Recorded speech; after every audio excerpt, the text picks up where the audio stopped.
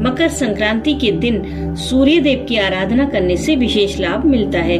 इस दिन सूर्य उत्तरायण होते हैं और प्रकृति में कुछ बदलाव आते हैं, तो इस दिन हमें कुछ काम जरूर करने चाहिए और कुछ काम ऐसे हैं जो हमें बिल्कुल नहीं करने चाहिए। तो आइए जानते हैं सबसे पहले हमें क्या करना चाहिए। इस दिन हमें रात का बचा हुआ बासी भोजन नहीं करना चाहिए। इससे आपके अंदर गुस्सा, नकारात्मकता हावी होने लगती है और इस दिन हमें गुस्सा बिल्कुल भी नहीं करना है। इस दिन तामसिक भोजन जैसे कि मांस, मदिरा, प्याज, लहसुन आदि का सेवन नहीं करना चाहिए।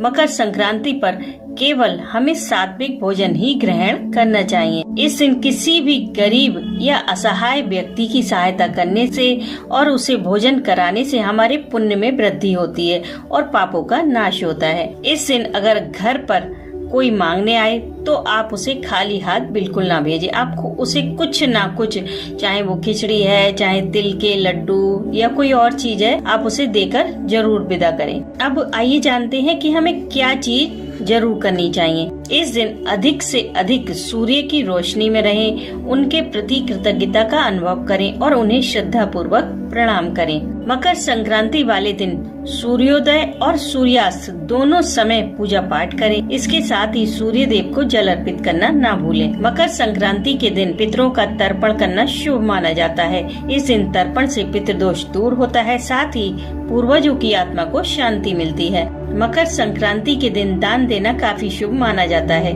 इस दिन तिल, गुड़, खिचड़ी आदि का दान शुभ माना जाता है, लेकिन दान हमेशा किसी जरूरतमंद को दें। इस दिन अगर आप किसी पवित्र नदी में स्नान करते हैं तो आपको अपने पापों से मुक्ति मिल जाती है और मोक्ष की प्राप्ति होती है। लेकिन अगर ऐसा पॉसिबल ना हो तो आप पानी में गंगा जल मिलाकर घर पर ही स्नान कर सकते हैं और घर में भी गंगा जल का छिड़काव करें। इस दिन भगवान सूर्य को खिचड़ी का भोग लगाया जाता है, तिल गुड़ से बनी चीजों का भोग लगाया जाता है और वही चीजें प्रसाद के रूप में बांटी जाती हैं। इस दिन खिचड़ी खाने और दान करने का बड़ा महत्व है। जानते हैं क्यों? क्योंकि मकर संक्रांति पर खिचड़ी खाने की परंपरा के पीछे भगवान शिव के अवतार कहे जाने वाले बाबा गोरखनाथ की कथा है। खिलजी के आक्रमण के समय नाथ योगियों को खिलजी के संघर्ष के कारण खाना वक्त पर नहीं मिल पाता था, जिस वजह से योगी अक्सर भूखे रह जाते थे और वे दिन ब दिन कमजोर होते जा रहे थे। इस समस्या का हल निकालने के लिए बाबा गोरखनाथ ने दाल, चावल और सब्जी को मिलाकर एक पकवान बनाने की सलाह दी।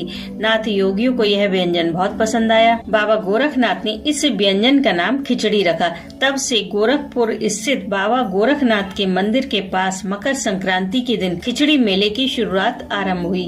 कई दिनों तक चलने वाले इस मेले में बाबा गोरखनाथ को खिचड़ी का भोग लगाया जाता है और इसे ही प्रसाद के रूप में वितरित किया जाता है। खिचड़ी न सिर्फ पौष्टिक होती है बल्कि इसे तैयार करने में भी ज्यादा समय नहीं लगता है।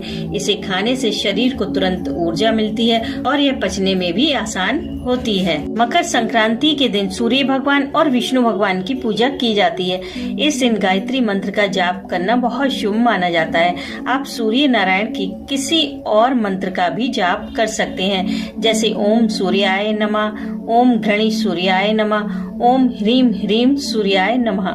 अगर आपके मन में कई सारी इच्छाएं और मनोकामनाएं हैं जो कि पूरी नहीं हो रही हैं, तो आप रविवार का व्रत करें और सूर्य देव का पूजन करें, जल अर्पित करें और वहीं सूर्य देव के सामने खड़े होकर आदित्य हृदय स्तोत्र का पाठ करें। ध्यान रखें कि पाठ आपको नंगे पैर करना है।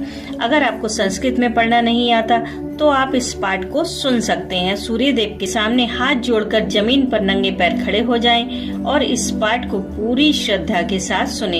यकीन मानिए आपको पहले दिन से ही रिजल्ट दिखाई देंगे। आप 7, 11 या 21 रविवार यह व्रत कर सकते हैं। यह व्रत सुख, शांति और समृद्धि प्रदान करता है।